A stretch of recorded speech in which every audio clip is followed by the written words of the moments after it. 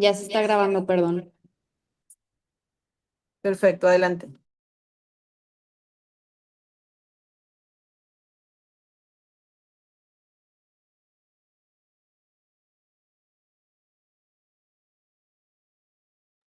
Bueno, hoy vamos a hablar de la fisiología respiratoria y cardiovascular en el área de pediatría. Estos son nuestros principales objetivos para la clase. Como vamos a ver ahorita, todos los pediátricos y los adultos pues van a compartir, si bien nosotros pues son los mismos sistemas, comparten muchas diferencias que ahorita vamos a ir desglosando y al final vamos a relacionar todo esto a la aplicación de anestesia y de cómo va a influenciar como la diferencia en la fisiología y nuestra anestesia.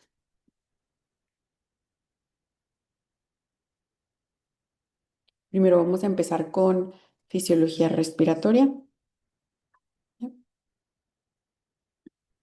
Bueno, para empezar, el desarrollo del sistema respiratorio empieza desde la etapa prenatal, pero el desarrollo total o el desarrollo que nosotros tenemos como adultos termina hasta la etapa postnatal. Podemos ver, por ejemplo, en el cuadrito de la izquierda, en este que dice como el desarrollo de los pulmones fetal y postnatal, que a partir de las 30 semanas apenas está como desarrollando o iniciando a desarrollar los alvéolos al nacimiento, o sea, esos alvéolos están todavía en desarrollo y realmente la mayoría de la formación ocurre en el periodo postnatal hasta los 12 o 18 meses de edad.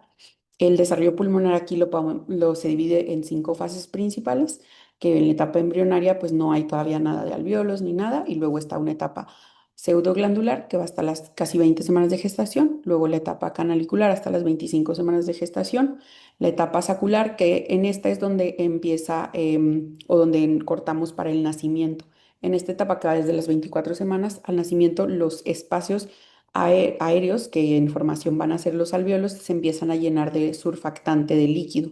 Entonces, todos nuestros pulmones están llenos de líquido en el momento como donde se corta al nacimiento y en la etapa alveolar, que es la última etapa, va desde las 56 semanas hasta los 8 años realmente de edad. Entonces, se pueden dar cuenta como que realmente el sistema respiratorio no está desarrollado en el momento del nacimiento y igualmente los bronquiolos ya respiratorios ocurren hasta después del nacimiento. También otra cosa que es importante tener en cuenta o tener como consideración es que la producción del surfactante pulmonar va a ser adecuada solamente al momento que los neonatos nacidos con más de 35 semanas de gestación. Este surfactante pulmonar, si bien recuerdan, nos ayuda como a la tensión superficial de los alvéolos. Entonces, en pacientes prematuros que tengan esta deficiencia de surfactante, aparte del pobre desarrollo alveolar que tienen en ese momento, pues va a haber un aumento de la tensión en los alvéolos. Y bueno, para la adaptación neonatal respiratoria, aquí todo inicia en el momento del pinzamiento del cordón umbilical y al momento de la primera inspiración. Entonces, en ese momento va a aumentar mucho la presión de oxígeno porque realmente pues la del feto estaba disminuida ya que no se encontraba respirando como aire ambiente y se va a generar como una hiperoxia relativa en comparación al estado fetal previo que teníamos.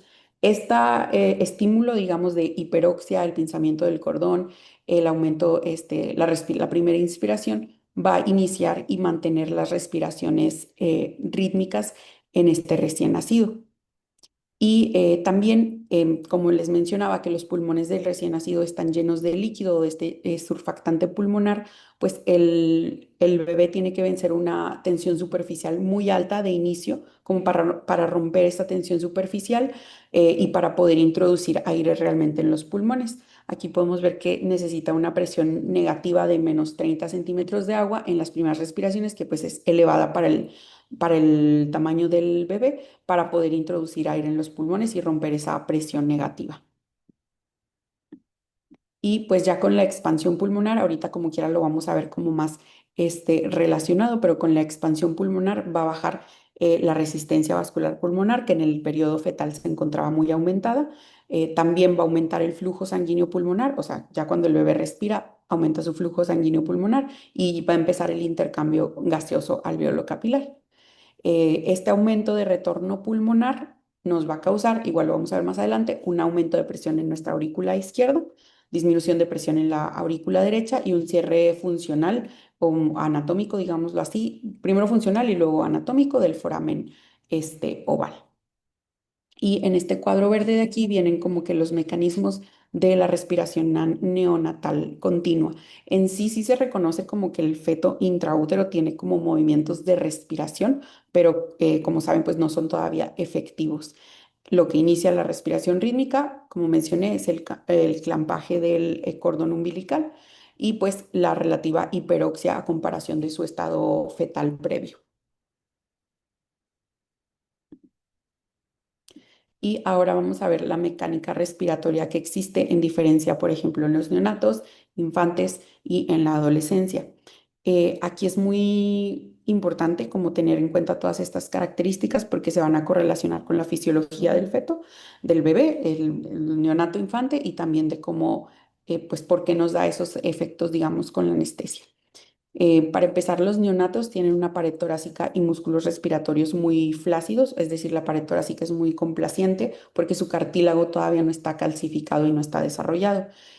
Aparte, su musculatura es poco desarrollada y tienen un desplazamiento del diafragma hacia arriba, que es lo que mantiene realmente el volumen corriente. Entonces, su diafragma tiende mucho a fatigarse y puede generar esos apnea, digamos, como periodos de apnea. En comparación, o ya un poco más adelante, los infantes, y de hecho si ustedes ven radiografías como de neonatos o de bebecitos o infantes, sus caja torácica es como ancha, pero sus costillas están muy horizontales. Entonces realmente en las inspiraciones no tienen el mismo movimiento que, por ejemplo, que nosotros, se mueven un poco menos en la inspiración. El área transversal también de la caja torácica, pues obviamente por el tamaño es más pequeña, pero va a moverse a lo largo del ciclo respiratorio y depende más, la respiración efectiva va a depender más de que el diafragma pueda descender correctamente. Aquí obviamente también tenemos que ver que los infantes o neonatos, por ejemplo, tienen el abdomen globoso, entonces eso mismo hace que el diafragma suba un poco más y sea, o sea, pues tiendan más a tener de esta como dependencia del diafragma de su subida y bajada para que no se fatigue tanto. Y pues los músculos accesorios de la inspiración no son tan eficaces en estas etapas de la vida. Ya respecto a la elasticidad pulmonar, podemos ver que en la infancia la compliancia pulmonar se mantiene durante toda la infancia, perdón, pero aumenta progresivamente para llegar a la adultez y que en la adolescencia la complianza ya disminuye un poquito por la calcificación de las costillas a comparación de los estados previos que eran más que nada el cartílago y también pues aumenta el volumen de los músculos, en sí los torácicos, entonces los músculos accesorios de esta respiración ya van a ser un poco más eficaces.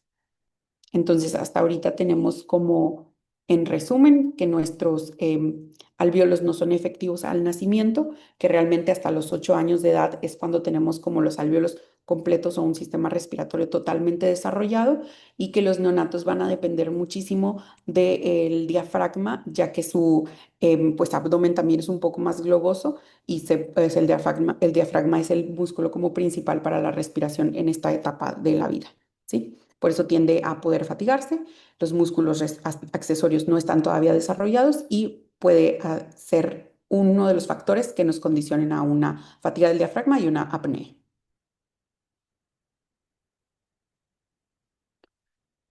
Bueno, aquí vamos a ver como un poco de las diferencias en sí, en todo lo pulmonar entre pediátricos y adultos.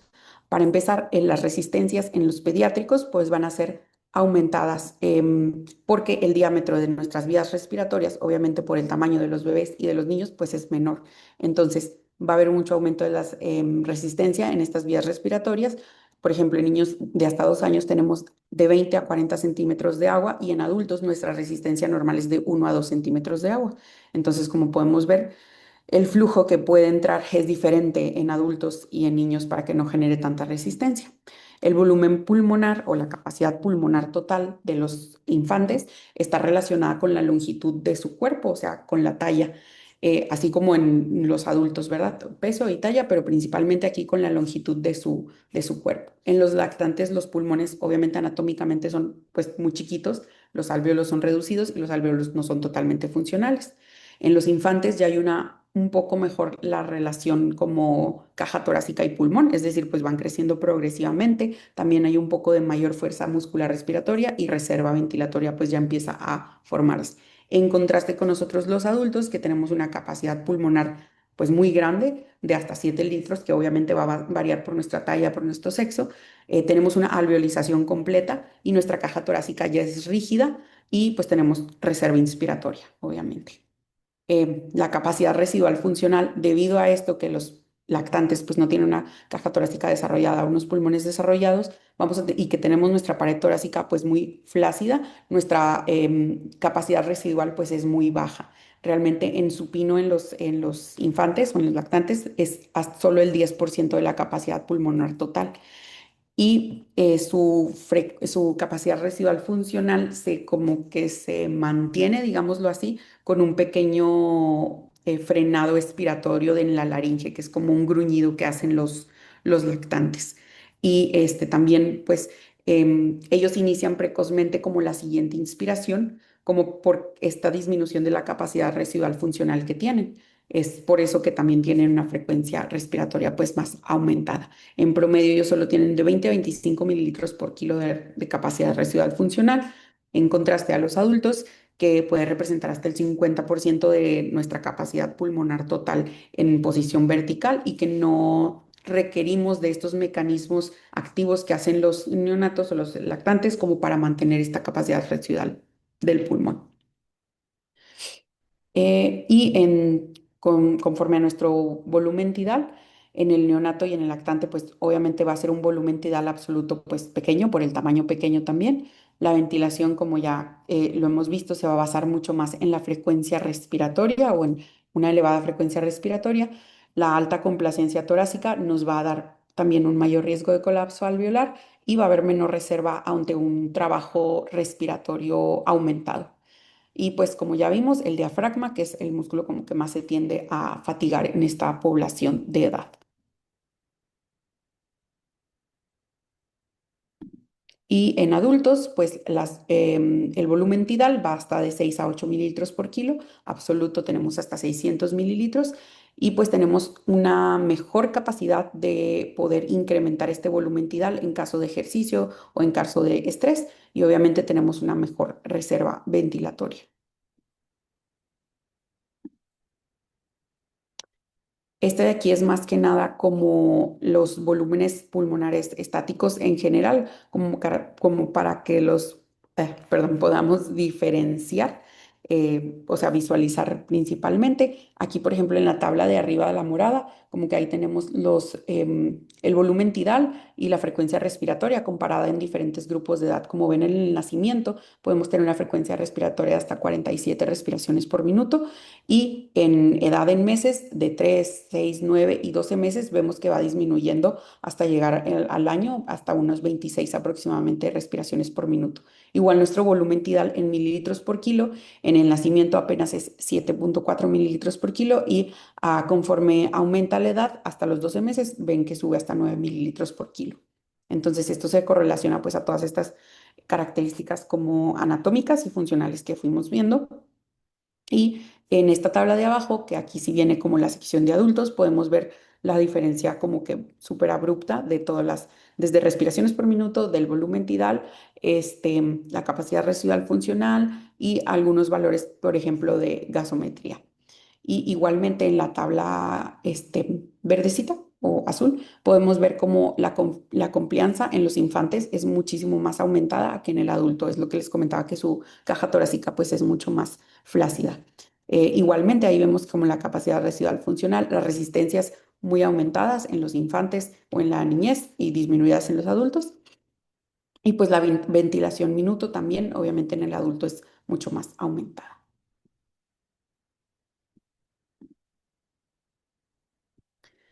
Y bueno, de lo clave que tenemos hasta ahorita, pues también es que la capacidad residual funcional, como está muy disminuida en los pediátricos, pues también tenemos una menor reserva de oxígeno, o es algo que lo podemos traducir básicamente. Estas en sí son como las características fisiológicas generales en neonatos, en infantes, y ya podemos entonces correlacionar un poco con las implicaciones anestésicas que esto nos conlleva. Por ejemplo, si nosotros tenemos, obviamente los infantes tienen un control inmaduro todavía de la respiración y su respiración es como más periódica, estos infantes van a tener más riesgo de apnea postoperatoria. Igualmente, pues como les mencionaba, tienen los anestésicos, pueden disminuir todavía más esta respuesta ventilatoria y disminuir la respuesta a la hipoxia y la hipercapnia todavía. Igual como los infantes tienen vías aéreas más pequeñas con alta complianza, van a tener una vía aérea que tiene mucha resistencia. Entonces, el trabajo respiratorio que le cuesta hacer al infante, pues es mayor que el que nos cuesta hacer, por ejemplo, a nosotros por esta misma resistencia. Tienden a tener como más fatiga respiratoria y también tienden al colapso de la respiración. Entonces es muy susceptible también que puedan tener obstrucción de las vías aéreas. Asimismo, tienen una alta demanda de oxígeno y pues una baja capacidad residual funcional que los hace vulnerables a la desaturación rápida, ¿sí? Igualmente tenemos una configuración de la caja torácica no tan favorable que nos hace que el tórax sea como más cuadrado pero con baja resistencia, que no se puede incrementar mucho la capacidad pulmonar durante la inspiración y que aumente el trabajo del diafragma. Y por último, pues los músculos respiratorios en esa edad todavía son ineficientes, todavía no están desarrollados, entonces pues obviamente va a tener más tendencia a la fatiga. No sé si hasta este momento como que todo ha quedado claro o tienen alguna duda o pregunta, pero bueno. Edith, dentro de la Ujú. fisiología o de las consideraciones, lo que es el aparato respiratorio en la etapa pediátrica, ¿encontraste algo llamadas fibras tipo uno y tipo 2? Ah, sí, ellos tienen una diferencia, por ejemplo, o sea, las fibras tipo uno y fibras tipo 2 como que son diferentes en adultos y en pediátricos, y en pediátricos hay aumento, pero déjeme ver de cuál era la que estaba como más, ay, no me Tipo acuerdo. uno. Sí, No, ¿Verdad, tipo 2. Mauricio? no, no, Las tipo 1 tienen menos, o sea, ajá, tienen Sí, tienen menos más fibras. tipo 2. Las tipo uno se caracterizan por ciertas cualidades. ¿Cuáles son, Eduardo? Perdón, se escucha eco, ¿no? Ya, sorry. Pues las fibras musculares tipo 2, perdón, o sea, tipo uno, pues son las que se encuentran, las que no tienen los pacientes que tienen en menor número en el diafragma y pues son más débiles, o sea, no tienen tanta capacidad contráctil y pues también por eso tienen más tendencia a la fatiga, pues. ¿Son de Y contracción lenta? pues, ¿Y Sí, son las de tipo 2? contracción. Las dos son contracciones más rápidas. Rápidas. Entonces, un paciente neonato, ¿cuál tiene el mayor porcentaje? tipo tipo 2. 2. Tipo 2 tiene más de contracción rápida, exactamente. Y así como va paulatinamente evolucionando, va alcanzando los porcentajes del tipo de fibras del paciente adulto. El paciente adulto tiene más de contracción lenta, por lo tanto, la frecuencia respiratoria va haciendo lo que ustedes conocen en promedio, y el neonato tiene respiraciones arriba de 40 por minuto. ¿Ok? Entonces, eso es pregunta de examen de aquí hasta el final, el saber qué tipo de fibras son y qué etapa son las que mayor predominan, ¿verdad? Tipo uno, tipo 2 y qué edad es la que tiene mayor predominio en cada grupo. ¿Ok? Continuamos, Edith. Ok, bueno, entonces como para cerrar esta parte respiratoria, pues la combinación de alta demanda metabólica, baja reserva de oxígeno, el colapso fácil de la vía aérea, esto nos va a explicar un poco del por qué pues estos pacientes tienden más a generar, por ejemplo, desaturaciones que los adultos durante nuestra inducción anestésica. Que aquí mismo también lo puse, como en la inducción anestésica pediátrica tenemos una alta demanda metabólica, igual la menor capacidad de reserva, menor reserva de oxígeno por la capacidad residual funcional disminuida, el alta complacencia de la pared torácica, una vía aérea pues pequeña la dependencia del diafragma y pues igual los efectos en general de la anestesia son los que ya conocemos, que es bajar el tono muscular, por ejemplo, en la faringe, que igual hace que sean más tendencia más al colapso de la vía aérea, y que se deprime igual el centro respiratorio. Igual esto también como es para sintetizar todo lo que ya vimos. Y ahora, hablando de la fisiología cardiovascular como en pediatría, vamos a comenzar primero como con la circulación fetal. Aquí en la circulación fetal, tiene como igual sus particularidades, en contrario pues a los adultos, y estas diferencias pues van a originarse desde o sea, de la circulación fetal, luego va a haber una circulación que le llamamos como de transición, que es de la fetal a la neonatal, y luego pues ya también va a haber características igual estructurales, funcionales del miocardio neonatal. Primero que nada, pues aquí en este esquema se ve un poco mejor como en la imagen. En la diferencia como la circulación fetal es que la sangre oxigenada va a entrar desde la placenta, como ya sabemos, por la vena umbilical. Después de eso atraviesa ya sea el ducto venoso y va a evitar el paso como a la circulación general a través del hígado. Después de eso llega a la vena cava inferior y pasa de aurícula derecha a aurícula izquierda mediante el foramen oval y hay una cantidad que no se va directamente como a la aurícula izquierda, que va al ventrículo derecho y luego por la arteria pulmonar pasa por el ducto arterioso, a una parte se va como a la aorta y otra parte se va, había leído que como a la parte de la circulación superior del cuerpo para que eso nos garantice como mayor oxigenación a estos órganos, que sería, por ejemplo, pues el encéfalo. Después de eso, la sangre en la aurícula izquierda va al ventrículo izquierdo y ahí pues ya se distribuye, como les digo, por la aorta. Como que una parte se va hacia abajo, otra parte se va hacia arriba para dar una mayor oxigenación a los órganos vitales. Y ya una vez irrigada a todo el cuerpo, la sangre regresa por las arterias umbilicales hacia la placenta, otra vez para ser como oxigenado renovada.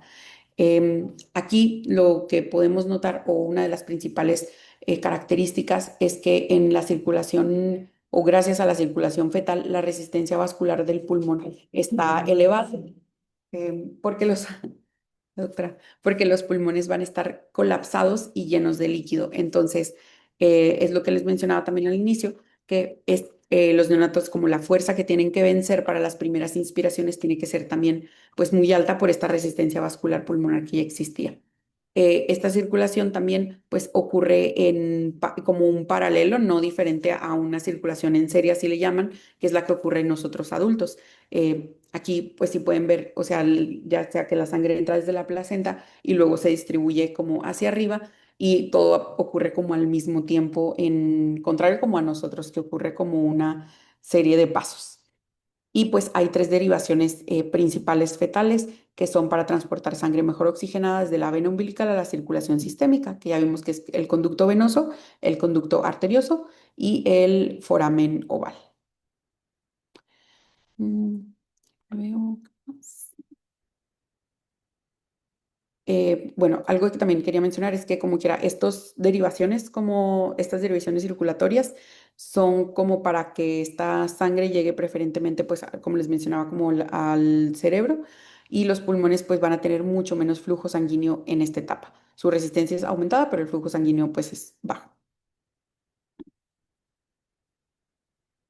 Y luego tenemos la transición de la circulación fetal hacia la circulación neonatal. Aquí igual se relaciona mucho a lo que vimos en el aparato respiratorio. Va a generarse una inflación del pulmón y va a aumentar la presión arterial de oxígeno en el momento del nacimiento. Esto hace que la resistencia vascular pulmonar que nosotros teníamos en el periodo natal, que estaba muy elevada, pues disminuya y que se aumente ese flujo sanguíneo que también estaba disminuido, ahora se va a aumentar. Entonces, esa es la diferencia, que en el periodo fetal tenemos una resistencia vascular pulmonar aumentada y un bajo flujo sanguíneo pulmonar, y al nacimiento o en la transición va a pasar lo contrario, es decir, va a disminuir esa resistencia de la vasculatura pulmonar y aumentar su flujo sanguíneo. Esto hace que aumente el retorno sanguíneo pulmonar y que genere un aumento de presión en la aurícula izquierda, una disminución de presión en la aurícula derecha y que se inviertan estos gradientes de presión que antes teníamos en las aurículas, em, o sea, en las aurículas principalmente, y que se cierre el foramen oval en este momento. Entonces, esta parte es como un periodo muy lábil o un estado muy lábil. Y la resistencia aquí, una resistencia vascular pulmonar baja es la clave como para mantener también esta transición o esta inversión de presiones o de gradiente de presiones entre las aurículas. Es decir, que si no hay un mantenimiento de esta resistencia pulmonar o vascular pulmonar baja, se puede revertir todavía hacia el estado fetal. No sé si me explico más o menos. Entonces ahí se crearía como un cortocircuito de derecha a izquierda a nivel del conducto arterioso y del foramen oval. Es decir, como que el cambio de gradiente de presión era lo que debe ocurrir normalmente. Entonces, podría ser, o hay, ahorita lo vamos a mencionar, los factores que hacen que este cambio de gradiente de presión se vea como, digamos, como condicionado, no como condicionado, pero que pueden ayudar a que esta transición no ocurra correctamente y que pueden devolver a este cortocircuito que teníamos previamente. Y pues aquí puse también como quiera abajo en la tablita viene como los cortocircuitos que existen, que sería el foramen oval, el conducto arterioso, el conducto venoso y su cierre funcional, perdón. Eso cambia con el cierre anatómico, o sea, cuando se cierran completamente, y el rezago a como le conocemos. El foramen oval, como sabemos, es el primero, o sea, el primer como el del principal cambio de gradiente de presión. Se va a cerrar funcionalmente en las primeras horas de vida, pero totalmente, o sea, anatómicamente, o por completo al segundo año de vida. El conducto arterioso en las primeras 24 horas de vida, pero anatómicamente hasta los 60 días de vida, pero puede prolongarse un poco más el tiempo. Y el conducto venoso, su cierre funcional es de 10 a 96 horas y su cierre anatómico va de la segunda a la tercera semana de vida. Este, y pues cosas como importantes es lo que les mencionaba, el corte del cordón umbilical nos va a condicionar que disminuya el retorno de la vena cava inferior y disminuye el retorno de la aurícula derecha y el inicio de la respiración va a aumentar la circulación pulmonar, va a aumentar el retorno en la aurícula izquierda y va a bajar la resistencia de la vasculatura pulmonar, que eso es como que en síntesis lo que genere esta transición a la circulación ya neonatal. Ok. Y ahora, una conversión a la circulación madura, esta va a ocurrir ya en un periodo de varias semanas, gracias o manteniendo una resistencia vascular pulmonar disminuida, que es lo que les mencionaba yo. Y el conducto arterioso también que se vaya cerrando permanentemente. Aquí se hace por trombosis, por proliferación de la íntima y por fibrosis pues de esa misma área.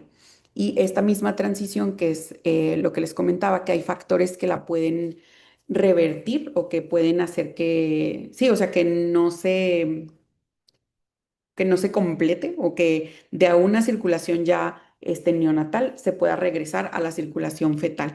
Y estos serían estados como una presión de oxígeno baja, la acidosis, el colapso pulmonar, algunos mediadores inflamatorios, que son el cuadrito que les puse abajo, y activadores de receptores ya como de tromboxano A2, factor activador de plaquetas, etcétera. Entonces hay condiciones que pueden ya sea revertir el estado de transición de la circulación o que pueden prolongarla. Y aquí también en el cuadro de abajo podemos ver que un estado prematuro, enfermedades pulmonares, hipoxemia, hipercapnia, defectos congénitos del corazón, sepsis, acidosis, hipotermia, o estrés prolongado, hacen que esta circulación transicional se prolongue. Y cosas que sí la favorecen, o sea, que favorece a que ya pase a una circulación fetal, sería una presión de oxígeno normal, o una expansión física de los pulmones, un pH normal, óxido nítrico y prostaciclinas. Es decir, pues un estado en teoría normal, ¿verdad? Y aquí mismo tenemos igual este dibujo o este esquema de la circulación fetal, la circulación neonatal, como que las diferencias, ¿no? La fetal que les decía que es como en un paralelo y la neonatal que ya va siendo como una serie. Los shunts que debe de haber, que ya en una circulación pues neonatal vimos que ya no debe haber ninguno, en sí se van cerrando. Las resistencias vasculares es lo que les mencionaba muy importante, que en el estado fetal es más alta la resistencia vascular pulmonar y que esta es la clave para que en el estado neonatal pueda cambiar en sí pues el gradiente de presiones y la circulación correctamente. Y el intercambio obviamente de oxígeno, que en la circulación fetal pues ocurre en la placenta y en la neonatal ya empieza a ocurrir en el pulmón. Y pues con el paso de igual de las semanas, la circulación pues que ya mencionamos va a como evolucionando hacia la circulación madura. Y aquí vamos a ver como quiera ya la función cardíaca neonatal en sí. Primero, la contractilidad del miocardio. Aquí es importante también notar que así como en el diafragma había diferentes como tipos de fibras musculares, el miocardio neonatal también tiene una disposición celular o de miofibrillas desordenada, diferente a como la tenemos en la etapa de la adultez. Las miofibrillas van a estar disminuidas, por lo tanto va a haber menos capacidad contráctil y menos generación de tensión. También de lo más importante es que su retículo sarcoplásmico, o sea, en las miofibrillas, va a estar inmaduro todavía y no va a retener totalmente el calcio, o sea, no va a haber tanto calcio intracelular para esta contracción. Entonces, los neonatos o la etapa neonatal, pues va a depender principalmente el miocardio de esta calcio extracelular en cantidad suficiente como para poder realizar la contracción. Por lo tanto, por este estado de contracción más disminuido, tenemos una respuesta a la precarga pues muy limitada, es decir, o sea, no va a tener tanta capacidad de contraerse. Las poscargas deben de mantenerse también bajas y es muy sensible a aumentos de presión arterial. Es decir, clínicamente, ya como el corazón neonatal va a ser menos eficiente en contractilidad, más dependiente obviamente de una frecuencia cardíaca para poder compensar esa falta de contracción y va a ser más vulnerable a estados o aumentos, perdón, de poscarga. Ya en el desarrollo neonatal a infantil, pues el corazón al nacer debe adaptarse como de inmediatamente se debe de adaptar para tener como o aumentar su consumo de oxígeno. Entonces el consumo de oxígeno va a elevarse mucho y nos va a generar pues un gasto cardíaco más elevado. La circulación de pasar de paralelo a pasar en serie, pues va a aumentar la precarga desde el aumento del flujo pulmonar y va a aumentar la poscarga al desaparecer la circulación placentaria. Entonces, por eso les mencionaba que es un estado como muy lábil, en donde un fallo en todas estas cambios de presiones puede condicionar pues a la falla de la transición circulatoria. Y el corazón neonatal se dice que funciona también cerca del máximo de la curva de Frank-Starling, es decir, que tiene muy poca reserva para aumentar gasto ante cambios en precarga o en poscarga por su contractilidad disminuida y que no tolera tantos aumentos no tolera aumentos pequeños, por ejemplo, de presión auricular izquierda o presión arterial. Esas son como las principales características. Aparte también respecto a su respuesta a catecolaminas, tiene una capacidad más limitada para aumentar su estado inotrópico en respuesta a las catecolaminas exógenas y dependen un poco más de la frecuencia cardíaca para mantener este gasto cardíaco. Y pues se dice de hecho que en el estado neonatal hay un nivel de catecolaminas endógenas elevado, pero tienen que ser endógenas, o sea, del mismo neonato como que las produce para poder transicionar correctamente a la circulación neonatal. Después de varias semanas ya los niveles de catecolaminas van a disminuir y va a aumentar esta reserva contráctil. Esto es más que nada como un estado pues transitorio para poder tener pues este aumento de contractilidad en la transición neonatal. No sé si quiera agregar algo aquí, doctora, o todo bien. Solamente quisiera preguntarte por un punto, Edith. En el Mm. conducto arterioso permeable, ¿en qué área anatómica se tiene que hacer la auscultación y qué tipo de ruido hacen, si en caso que está presente? En el conducto arterioso permeable es en el segundo espacio intercostal eh, izquierdo, me parece. A ver. Y según yo se escucha como en la sístole se escucha un soplo sistólico. No me acuerdo si, ¿sí? ¿Tiene algún tipo, o sea, alguna semejanza a algo? ¿Algo que les Creo que le haya... llamaban como de tren, ¿no? O es diferente. chicos? Mauricio, No me acuerdo cuál es la característica específica, Doc. Nadia, ¿dónde estás, Nadia? un diamante, como Característica de cuando vayan a ustedes a revisar si ese niño continúa con conducto permeable. Es que no es como de tren, es como de maquinaria. O sea, como, según se Según yo lo escucha, se describían escucha como de como motor, ¿no? eso, o sea, como un, Ajá. como un tren, como Bueno, una como máquina de tren. maquinista. Así es, que tenga la característica, porque en pediatría lo que tenemos es que ir en búsqueda de, tenemos que ir en búsqueda de las cosas. Sabemos teóricamente que se pueden presentar, pero hay conductos que se mantienen permeables y vamos en búsqueda de, ¿verdad?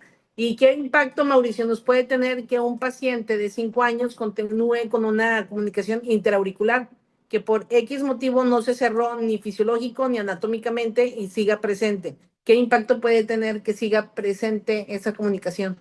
Aumento de la presión pulmonar, o sea, hipertensión pulmonar y después aumento de la presión de las cavidades derechas, condicionando una insuficiencia cardíaca posterior. Y en un paciente pediátrico, ¿qué sintomatología crees que puedas encontrar? Al inicio, pues no habrá al inicio no hay una sintomatología, pero después se vuelve una cardiopatía cianógena. Cianógeno y que tiene un aumento del flujo pulmonar. Entonces, los niños los encuentras con neumonías recurrentes, Y pero son neumonías disfrazadas. Menger. Exactamente. Entonces, aunque el paciente no lo haya detectado por X motivo de su evolución pediátrica, pero tú tienes que ir en búsqueda y vas a encontrar en la exploración que ha tenido infecciones respiratorias recurrentes hasta que ya lo encuentran que tiene una cardiomegalia. Así es. Continuamos, Edith.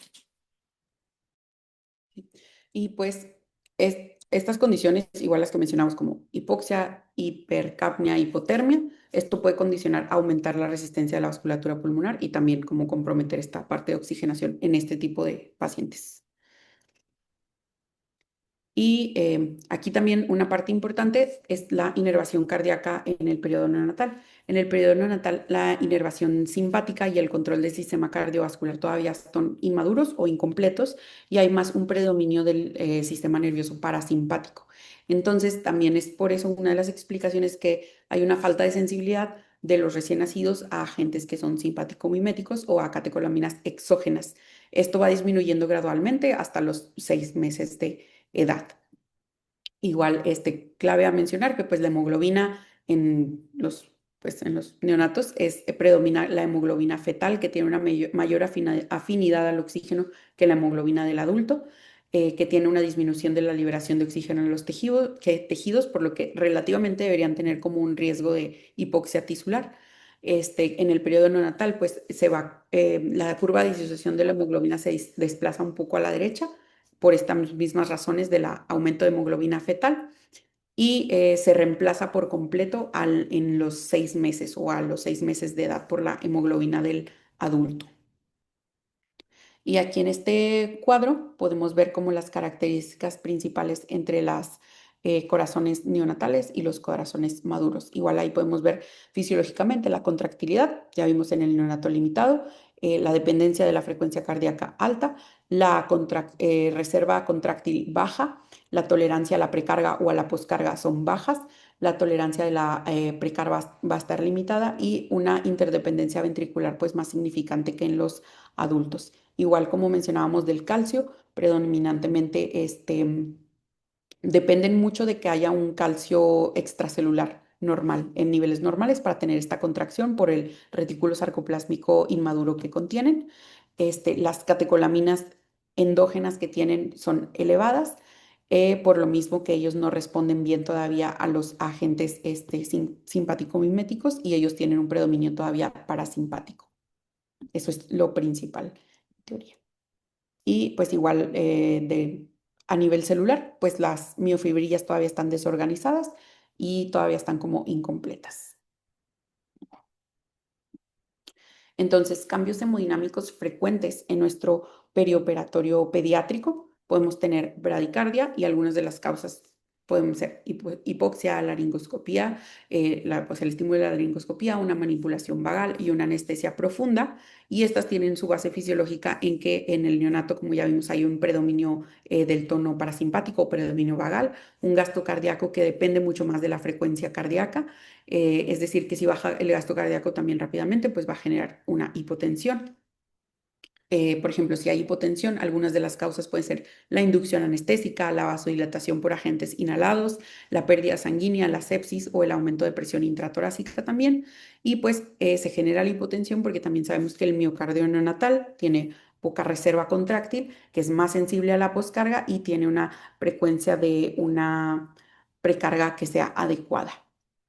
La taquicardia puede generarse por dolor, por hipovolemia, por hipoxia, anemia o fiebre, y también es de los principales mecanismos en este grupo de edad para aumentar el gasto cardíaco, ya que la capacidad para contraerse está pues limitada, y para aumentar asimismo también el volumen pues sistólico. Y los cambios en las resistencias vasculares pulmonares, muy importantes, van a aumentar en estados de hipoxia, de hipercapnia, acidosis, hipotermia y presiones ventilatorias altas. Estos son algunos como cosas que nosotros sí podemos controlar en el transoperatorio. Entonces, los neonatos pues ya vimos que tienen una reactividad pulmonar más elevada y que tienen un riesgo de hacer estos shunts o cortocircuitos de derecha a izquierda y un posible retorno a la circulación fetal. Es decir, nosotros podemos generar un estado de hipoxia si nosotros no cuidamos como que estos factores. Y también pues tienen una inestabilidad por los cambios de precarga un poco más marcada que en los adultos, ya sea por ayuno prolongado, por sangrado o por la vasodilatación de los agentes anestésicos. Y pues el ventrículo, como ya vimos, también va a ser poco complaciente. Los neonatos tienen su límite, como que en el mecanismo de Frank Starling, muy al límite y tienen poco margen como para estas precargas o poscargas, ya sea sobrecargas o depleciones de volumen. Esto nos explica por qué pues también tenemos que cuidar mucho como el volumen, la pérdida sanguínea y el volumen que nosotros administramos como en estos pacientes.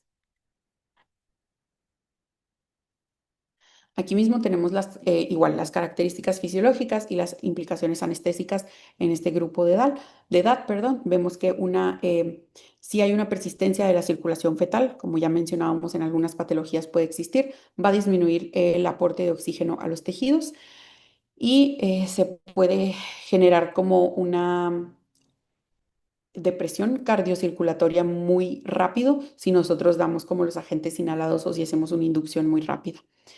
Al ser un estado de transición como muy vulnerable, pues es susceptible a revertirse, incluso en el perioperatorio con los factores que yo les mencioné que si no controlamos bien, nosotros podemos generar pues esta reversión a la circulación todavía fetal.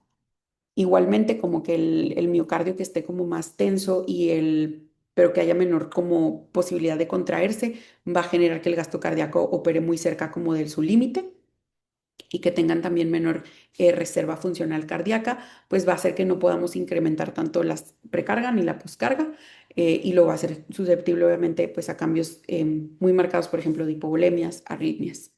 También pues ya sabemos que hay un predominio del sistema nervioso parasimpático, por lo tanto van a ser más propensos a una bradicardia en respuesta como a un estímulo nocivo o a un estímulo autonómico.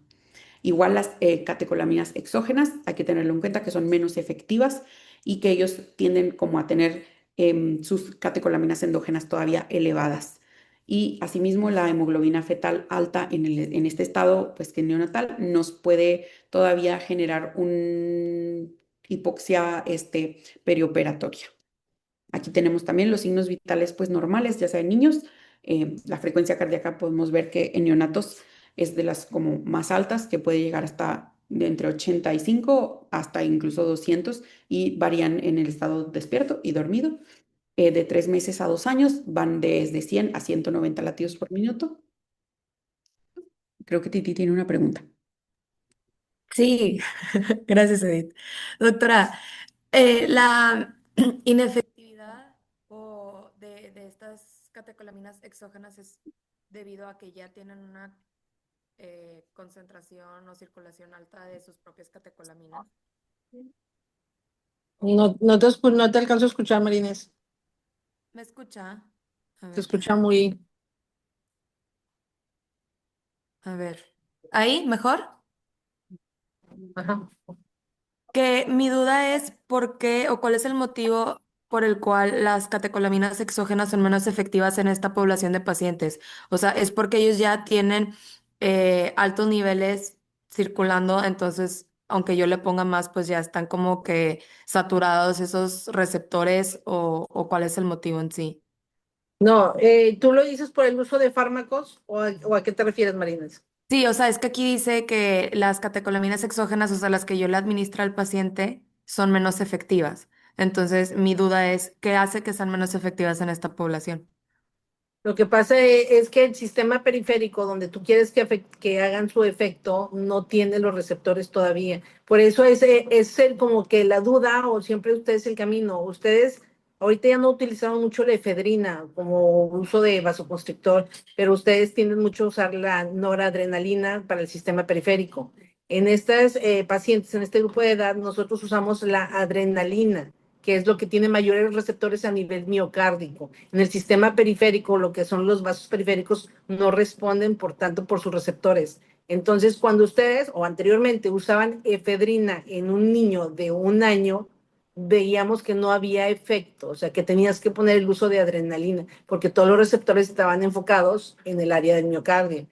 Pero cuando veía yo, le pasé efedrina, pues no tiene caso, ¿no? Y tal vez si ustedes usan Nora en un menor, en el grupo menores de 8 años, le puedan hacer efecto, pero el mayor medicamento que tú puedes utilizar viene siendo la adrenalina, porque tiene todos sus receptores a niveles de miocardio.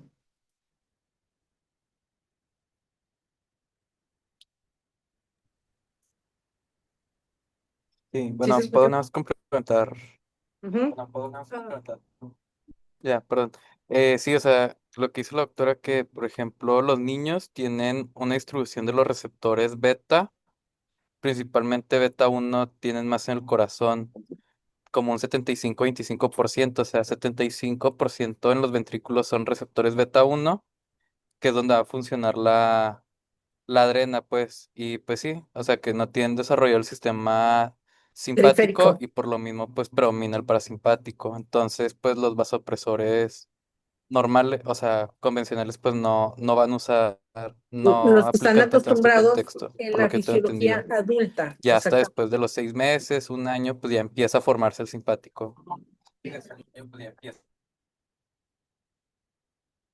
Aunado a esto, aparte de las catecolaminas que tú puedas administrar, aquí lo que es la sugerencia es que administren calcio, porque igual si el niño tiene un déficit por una producción inadecuada, tampoco no va a ser adecuado en lo que tú vayas a administrar, porque el miocardio no va a tener buen funcionamiento. O sea, igual es un complemento de todas las características que le hacen falta al paciente, pero no todo se arregla ni con volumen, ni con noradrenalina, muchísimo menos en este grupo de edad con efedrina. O sea, no van a tener receptores adecuados para que hagan el funcionamiento.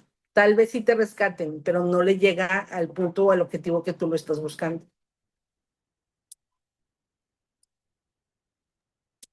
Muy bien, Edith. Continuamos. Y pues igualmente aquí está el aparato cardiovascular como sus implicaciones anestésicas en pediátricos y sus implicaciones anestésicas, ya sea la relación de tejido de contracción con tejido conectivo, pues ya vemos que es 50% de la del adulto, o sea que es mucho menor. Las miofibrillas que están desordenadas, estos dos hacen que sea una contracción y extensibilidad del miocardio pues limitadas. Los miocitos con un retículo sarcoplásmico inmaduro, con menor calcio intracelular, por lo tanto dependen del calcio externo como para optimizar esta contracción. La inervación simpática, pues ya vemos que está incompleta y que predomina el parasimpático. Esto nos hace que haya un mayor tono vagal en general en respuesta a hipoxia, a fármacos, a reflejos anestésicos, a la laringoscopía, a dolor, etcétera, y que el músculo cardíaco también tenga pobre respuesta a las catecolaminas. Es lo que platicamos ahorita. Igual el mecanismo de Frank Starling, que es la contracción, va a estar muy limitado, es decir, el volumen minuto del cardíaco del neonato y del lactante va a depender mucho más de la frecuencia, o sea, es decir, de la rapidez de esta contracción que de su capacidad en general como de contraerse.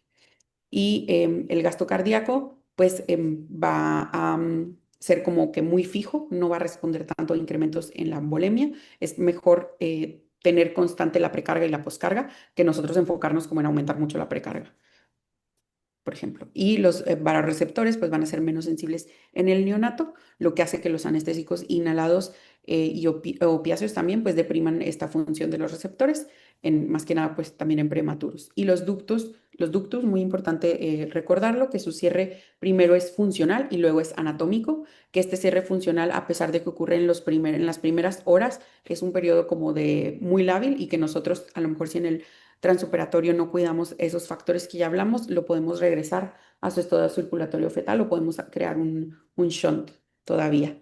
Y pues este cierre funcional se puede reabrir en respuesta, por ejemplo, a la hipoxia o a la sobrecarga de líquidos al aumentar las resistencias vasculares pulmonares. Y eso era todo, todo lo que agregué. Muy bien, pues diste las bases, lo que es la fisiología respiratoria.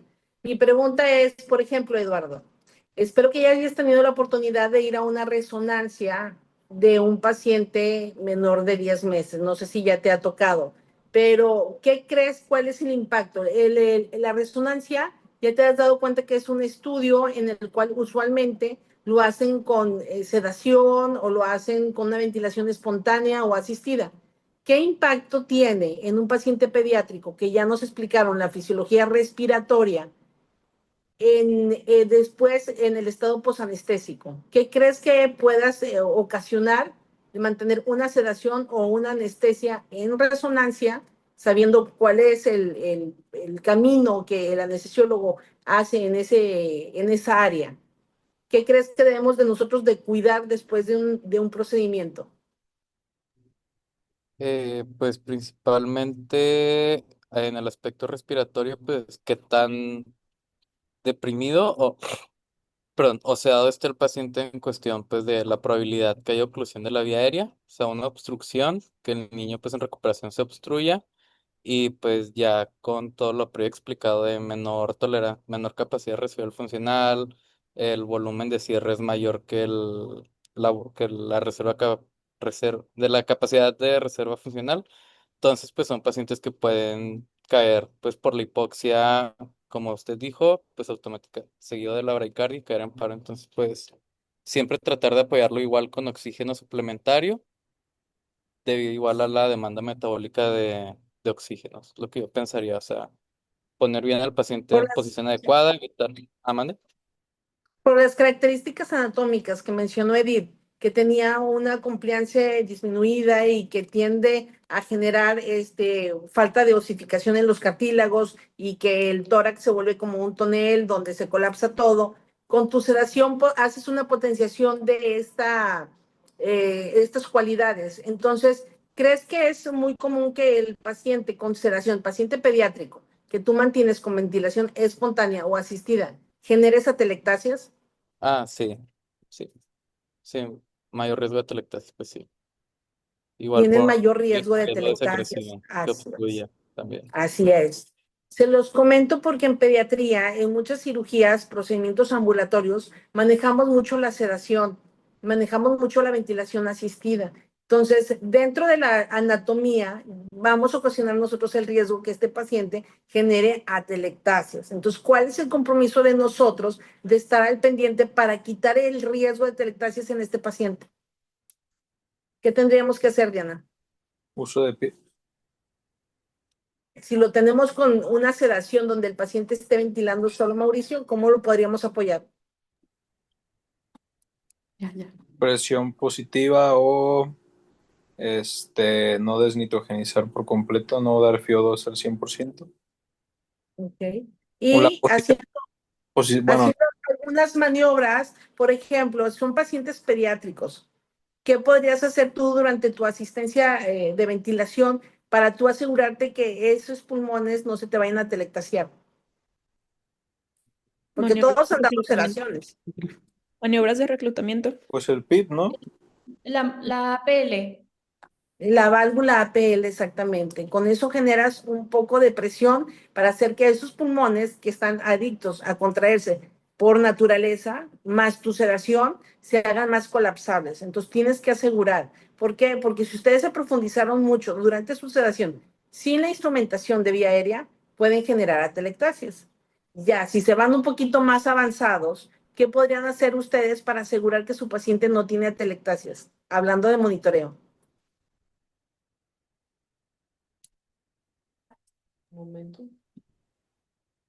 La saturación de oxígeno principalmente. ¿O? ¿Con qué podrían comprobar que su paciente no tiene atelectasias? O sea, en ¿Con cuestión de imagen? estudio de imagen, ¿Con una ¿Con estudio de imagen o con otro, o con qué más? un Al BQ, rato, saber. al rato que ustedes van a tener ya el ultrasonido Pero por todos lados, ah, pueden hacer una revisión de atelectasias en los pacientes. Y es deber de verificar que pueden checar tanto un flujo aumentado, que hayan quedado de líquidos aumentados en ese, o un edema pulmonar, tanto que puedan evaluar atelectasias. ¿Ok? En todo paciente que ustedes tengan una sedación, ustedes pueden hacer una verificación de lo que es pulmón. ¿Ok? Muy bien, chicos. ¿Dudas, preguntas? Muy buena clase, Edith. Dudas. Esto es la base, porque usualmente se van a encontrar todavía personal que use efedrina en niños de 1 año. Definitivamente, si me lo dicen como rescate, está adecuado, pero si lo dicen como de primer punto, estamos descartados. Definitivamente ustedes tienen a la mano la noradrenalina, ya la usan como un medicamento de mucho de uso común. Ahora en pediatría se van a usar la adrenalina, es el medicamento de base para nosotros. ¿Ok? Doctora, perdón, tengo una duda. La vasopresina en pediátricos, la verdad no he leído de eso. ¿Está recomendada? ¿Se puede usar o...? Sí, sí la usamos, pero tiene sus indicaciones. La vasopresina ya llegó también, se les va a hacer de uso común, pero tiene su uso de indicaciones. La vasopresina como adyuvante y como ya como parte colaborativa para pacientes en las que ya usamos un medicamento, no uso efecto, y ya se usa para complementar y potenciar. Pero sí se usa en niños. Doctora, yo tengo 3 dudas. A ver.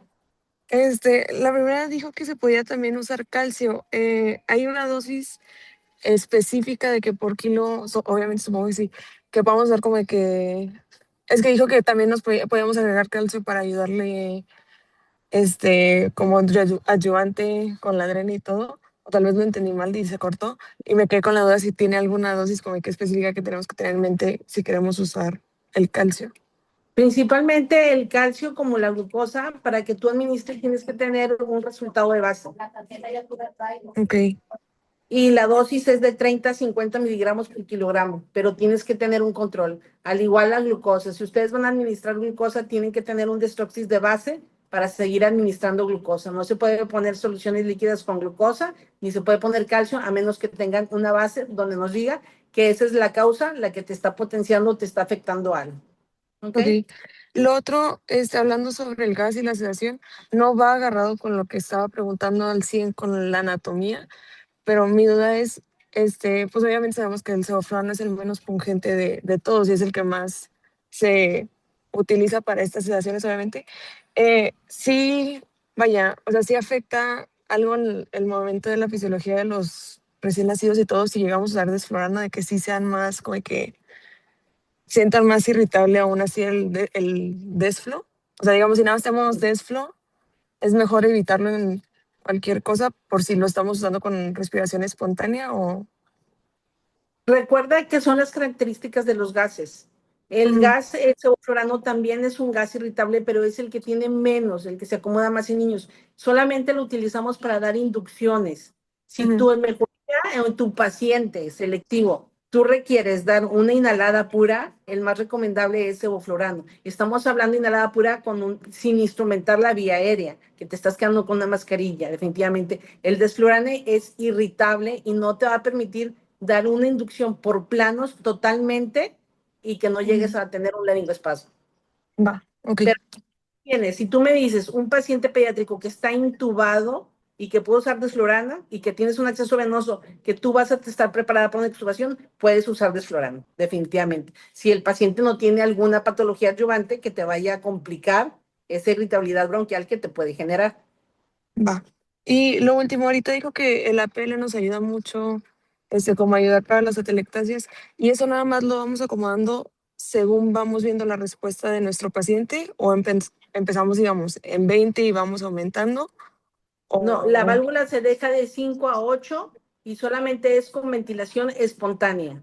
Ok, Es la válvula la que permite esa presión, sin meter flujos altos, porque usualmente todos mandan a 5 o 6 litros cuando ya estás de salida. No puedes meter flujos altos y tener la APL en 5 porque si no, se te va a sobrepasar los litros de oxígeno en el paciente. Ok, Tienes que mantener los mismos litros de oxígeno. ok, perfecto, muchas gracias. ¿Dudas, preguntas, Marínez? Marínez, ¿qué nos puedes decir de la fisiología de un neonato? En conclusión, ¿cuál sería tu Bueno, punto clave, tu perla de esta clase? pues como base el sistema respiratorio es como lo que tenemos que tener más en cuenta en el paciente neonato. Son muy dependientes pues de frecuencias altas, tienen una menor reserva, tienen una menor, pues una mayor tendencia a que se colapse la vía aérea, entonces tenemos que pues dar soporte ventilatorio a todos nuestros pacientes porque si descuidamos este sistema y esta fisiología, un estado de hipoxia de nuestros pacientes nos va a llevar probablemente a un paro como resultado directo de un estado de hipoxia. Ok. Entonces, pongan mucho en cuenta la fisiología en cada grupo de edad. Es muy diferente y se comporta diferente, tanto en un pulmón sano como en un pulmón que ya tiene alguna patología agregada, como una broncodisplasia o como una escoliosis que tiene secuelas ese pulmón. ¿Ok? Entonces, las patologías agregadas hacen una complicación o forman secuelas o cicatrices pulmonares. Se comportan en forma diferente que una fisiología de un pulmón sano. ¿Ok? Bien, chicos, nos vemos clase el miércoles. Les aviso el horario. Perfecto. Yo me pongo en contacto con usted, doctora. Vale. Gracias. Gracias. Buenas tardes. Gracias.